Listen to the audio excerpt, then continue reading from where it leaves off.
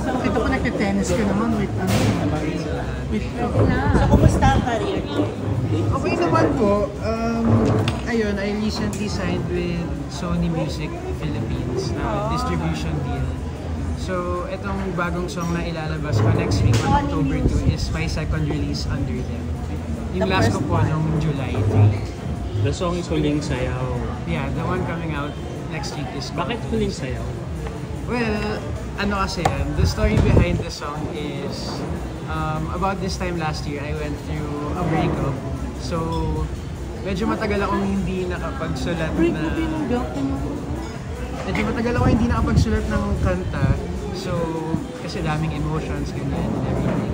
So, Huling Sayaw was the first song I wrote after the breakup. Pero hindi mo naging open ka ba about it? Na kwento? Parang hindi mo Sa family lang. Kasi hindi ka na lang nagpo-post about her, no? Yeah. Pero Gaano katagal yung relationship? 7 years. oh, 7 years. Alam niya na para sa kanya yung kanya. Or about... Siguro pag marinig niya, malalaman niya. hindi, malalaman niya na ngayon, I'm sure. Anong reason? Ba't kayo nag... I guess different timelines lang kami.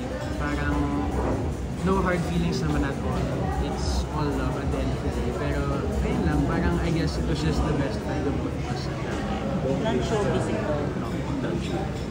Long distance. Hindi.